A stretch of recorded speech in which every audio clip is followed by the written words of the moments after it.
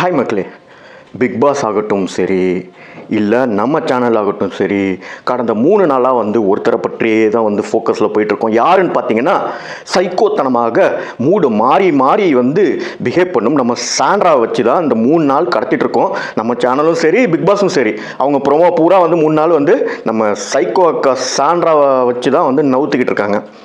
நம்ம ஒரு நல்ல ஹியூமன் பீயிங்காக சாண்ட்ரா அவர்கள் சீக்கிரம் குணம் அடைய வேணும் என்று வேண்டிக் கொள்ளலாம். சரி வாங்க, 74th டே என்ன நடந்துச்சு பார்த்தீங்கன்னா, கேமர் அக்கா இருக்காங்கல்ல, கேமர் அக்கா எப்படின்னா டாகோட பயங்கரமாக ஸ்பெல் பண்ணிடுவாங்க.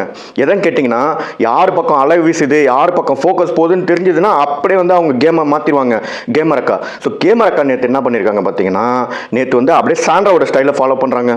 அவங்க அழுதுட்டு இருக்காங்க. என்னன்னு கேட்டிங்கன்னா, கமரு கிட்ட சொல்கிறாங்க, எனக்கு வீட்டுக்கு போகணும் போல இருக்குது கமரு அப்படின்னு சொல்லி ஒரு சீனை கிரியேட் பண்ணுறாங்க, ஒரு சிம்பத்தி கிரியேட் பண்ணுறாங்க. நல்ல நாள்லையே நம்ம பார்வாருமே பிடிக்க முடியாது. இப்போ இந்த அக்கா வேற பயங்கரமாக கேம் ஆடிட்டு இருக்காங்களா, கேம் இந்த சென்ஸ் இந்த எமோஷனல் கேம் ஆடிட்டு இருக்காங்களா, அவங்களை இப்போ என்ன பண்ண போகிறோன்றது தெரியல.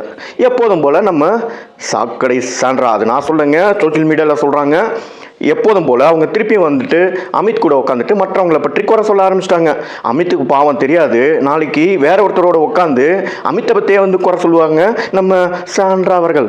சரி, நேற்றைய தினத்தோட ஹைலைட் என்ன பார்த்தீங்கன்னா, இந்த டான்ஸ் மாரத்தானில் ஒன்று நல்லா இருந்ததுங்க. என்னென்னா, நீங்கள் என்ன தான் டிஃப்ரெண்ட் கேரக்டர்ஸோட டீம் மெம்பர்ஸை அலைன் பண்ணியிருந்தாலுமே ஒரு டீமை விளாண்டோன்னா ஜெயிக்க முடியுன்றது எக்ஸாம்பிளாக நம்ம பார்வதி, நம்ம கனி, அப்புறம் கம்ருதீன், அப்புறம் ஆதிரை, இவங்க சேர்ந்து நடந்த அந்த போட்டியில் உண்மையிலே 16 நிமிஷத்தில் 5 சாங்கை கண்டுபிடிச்சிட்டாங்க. அந்த டான்ஸ் ஆடியே அதாவது வித்தவுட் மியூசிக் டான்ஸ்லேயே எந்த பாட்டுன்றது கண்டுபிடிக்கிற அந்த போட்டியில் அது ஒன்று நல்லா நடந்தது.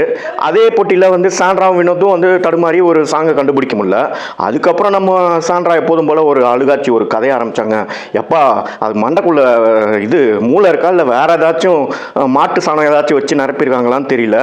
எவ்வளோ கேவலமாக ஒருத்தரை பற்றி நினைக்க முடியுமோ அந்த மாதிரி என்ன சொல்றாங்கன்னா, கனி நீங்க என் பாப்பா அவங்களை வச்சு என்னை கிண்டல் பண்ற மாதிரி என் காதல் பாடுனீங்க அப்படின்னாங்க. அது என்னன்றது எனக்கு தெரியல. நீங்க பார்த்துருந்தீங்கன்னா அந்த கிளிப்பிங்ஸ், ஏன்னா 24/7 நிறைய பேர் பார்ப்பீங்க, பார்த்துருந்தீங்கன்னா சொல்லுங்க கமெண்ட்ல யார் சைடு நியாயம் இருக்குன்னு. என்னை பொறுத்த வரைக்கும் Kani madam one of the most matured contestants நான் சொல்லுவேன்.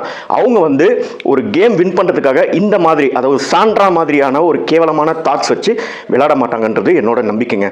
இந்த பதிவு பிடிச்சிருந்தா தயவு செஞ்சு லைக் பண்ணி, ஷேர் பண்ணி, சப்ஸ்கிரைப் பண்ணி என்ன சப்போர்ட் பண்ணுங்க. Thank you, bye by.